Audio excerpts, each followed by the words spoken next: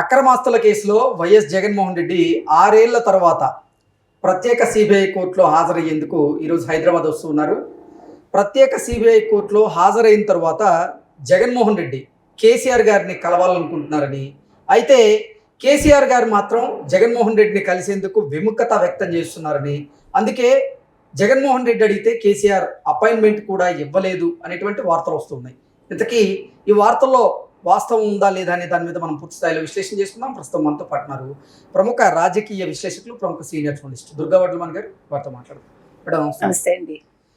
ఈరోజు అక్రమాస్తుల కేసులో జగన్మోహన్ రెడ్డి ప్రత్యేక సిబిఐ కోర్టులో హాజరయ్యేందుకు హైదరాబాద్ వస్తున్నారు. హాజరైన తర్వాత జగన్మోహన్ రెడ్డి కేసీఆర్ గారిని కలవాలనుకుంటున్నారని, అయితే కేసీఆర్ గారు మాత్రం జగన్మోహన్ రెడ్డిని కలిసేందుకు విముఖత వ్యక్తం చేస్తున్నారని, అందుకే జగన్మోహన్ రెడ్డి అడిగినప్పటికీ కేసీఆర్ జగన్మోహన్ రెడ్డికి అపాయింట్మెంట్ కూడా ఇవ్వలేదు అనేటువంటి వార్తలు వస్తున్నాయి. ఈ వార్తల్లో వాస్తవం ఉందంటారా? వీటిని ఎలా చూడాలంటారు? అంటే 6 నెలల క్రితం అనుకుంటా కేసీఆర్ గారికి ఆయన పడ్డం, తర్వాత కాలుకి దెబ్బ తగలడం, స్పైనల్ కార్డ్ ఏదో అవ్వడం, ఆపరేషన్ అయింది, ఆయనకు సర్జరీ జరిగింది.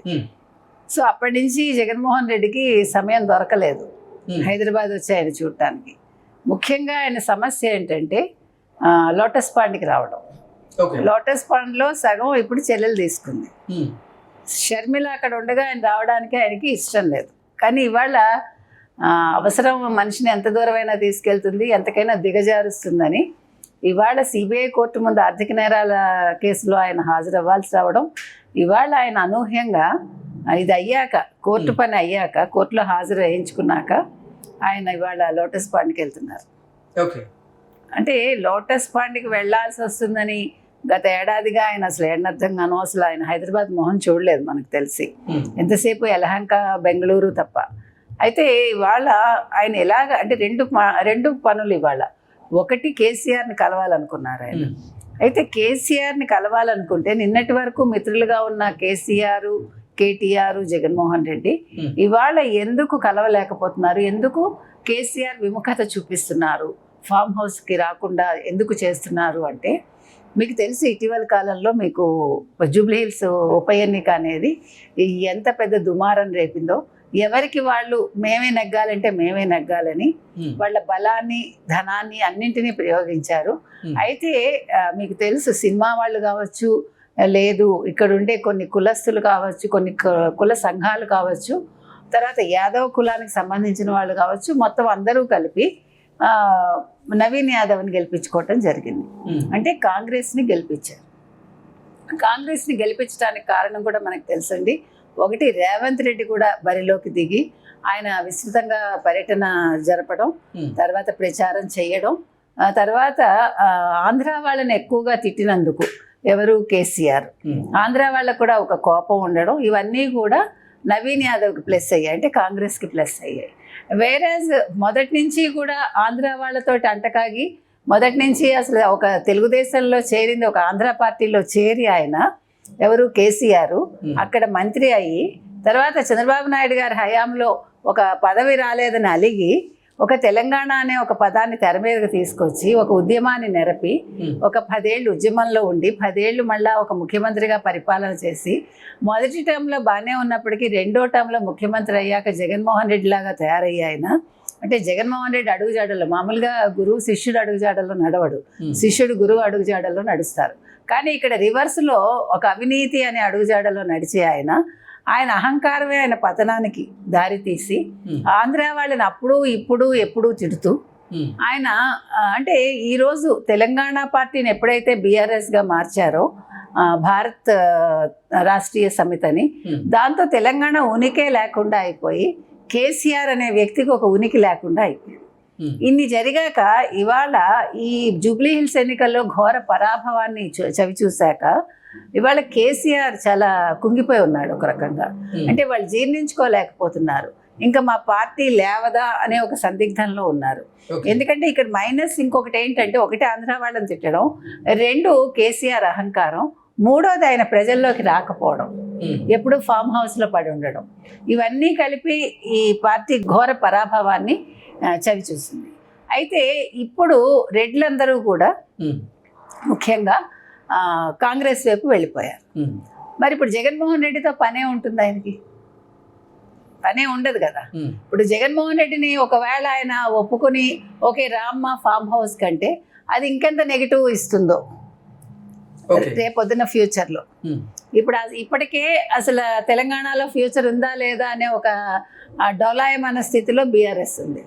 దీనికి తోడు అగ్నికి ఆజ్యం తోడైనట్టు ఇప్పుడు ఒకవేళ జగన్మోహన్ రెడ్డిని రమ్మని కలిశారనుకోండి, ఇది మొత్తం అంతా స్ప్రెడ్ అయ్యి అసలే జగన్మోహన్ రెడ్డి ఎప్పుడు జైలుకి వెళ్తాడో తెలియదు. ఇలాంటి జగన్మోహన్ రెడ్డితో ఈ బీఆర్ఎస్ పెట్టుకుంది. ఆల్రెడీ కేసీఆర్ కూడా కాళేశ్వరంలో ఇరుక్కుని ఉన్నాడు, ఈయన కూడా ఎప్పుడు జైలుకి వెళ్తాడు అని ప్రజలు అనుకుంటారేమో అని భయంతో ఆయన ఇవాళ అతనికి అపాయింట్మెంట్ ఇవ్వలేదని తెలుస్తుంది మనకి. అసలు వైఎస్ జగన్మోహన్ రెడ్డి కేసీఆర్ని ఎందుకు కలవాలనుకుంటున్నారు? ఒకటి మీరు అన్నట్టుగా ఆయన హెల్త్ బాగలేకపోవడం, ఆ సర్జరీ జరగడం, పరామర్శ ఒకటి. పరామర్శ వంకతోటి రాజకీయాలు మాట్లాడడానికి వెళ్తున్నాడు. రాజకీయాలు ఏం మాట్లాడతాడండి అని అడగచ్చు. ఇవాళ జగన్మోహన్ రెడ్డికి తన చుట్టూ ఒక్కళ్ళు కూడా నాన్న వాళ్ళు లేరు. ఇప్పుడు ఫ్యూచర్ ఏం చేయాలో తెలియని ఒక అయోమయ స్థితిలో ఆయన ఉన్నాడు.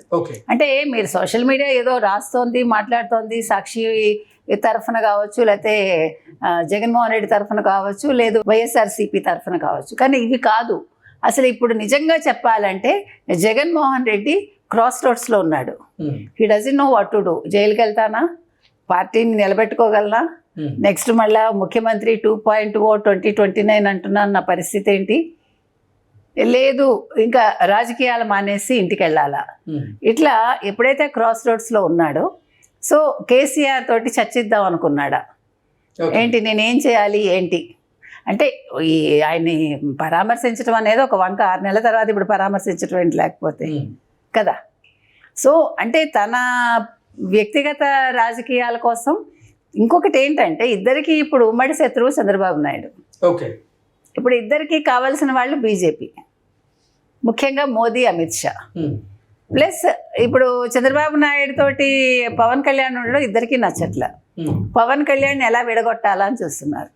సో ఈ అంశాల మీద ఫర్దర్గా ఎలా వెళ్ళాలి అని ఆయనతో చర్చిద్దామని అనుకున్నారా జగన్మోహన్ రెడ్డి, కానీ అది ఇవాళ ఆయన అనుకున్నది జరగట్లేదా అనేది మనం వేచి చూడాలి. ఓకే, అక్రమాస్తుల కేసులో సిబిఐ కోర్టుకు వస్తున్నటువంటి జగన్మోహన్ రెడ్డి తొలుత అసలు తన తల్లి అయినటువంటి విజయమ్మ గారిని కలిసేటువంటి అవకాశం లేదని అందరూ భావించారు. అయితే జగన్మోహన్ రెడ్డి షెడ్యూల్ ప్రకారంగా తల్లిని కలిసేది అయితే దాంట్లో లేదు, కానీ తల్లిని కలవబోతున్నట్లుగా కూడా కొన్ని వార్తలు వస్తూ ఉన్నాయి.